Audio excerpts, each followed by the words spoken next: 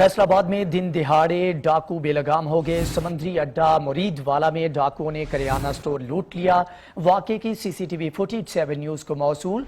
डाकुओं ने दुकानदारों और ग्राहकों को यरगमाल बनाया और लूट मार की। पुलिस की जानिब से ताहाल कोई कार्रवाई अमल में नहीं लाई गई।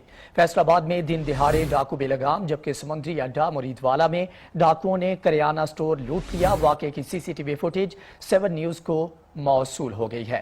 इस हवाले से मजीद तफसीलात जान लेते हैं नुमाइंदा 7 न्यूज रिजवान हुंदल से। जी रिजवान, बताइएगा, पुलिस ने कोई कार्रवाई की?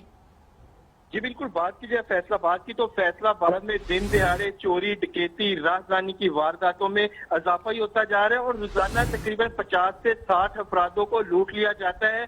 पुलिस की जानिब से मखसूस कार्रवाई की जाती है।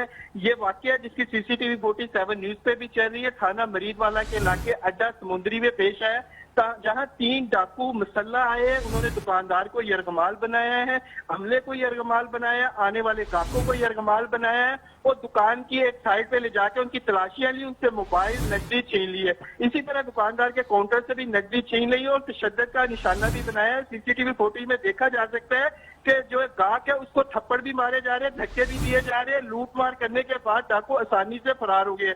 पुलिस की जानिब से ताहाल अभी तक कोई मुकदमा दर्ज नहीं किया गया। इस हवाले से जब हमारी पुलिस से बात हुई तो उनका कहना था कि सीसीटीवी फुटेज भी वसूल हो चुकी है, शहरी की जानिब से दरख्वास्त भी वसूल हो चुकी है, मगर आला अफसरान की इजाजत नहीं मिली। इजाजत मिलने के बाद जो मुकदमा दर्ज कर लिया जाएगा। जी बहुत शुक्रिया, मुकदमा दर्ज कर लिया जाएगा। रिजवान हुंदल, आपने तफसीलात से आगाह किया।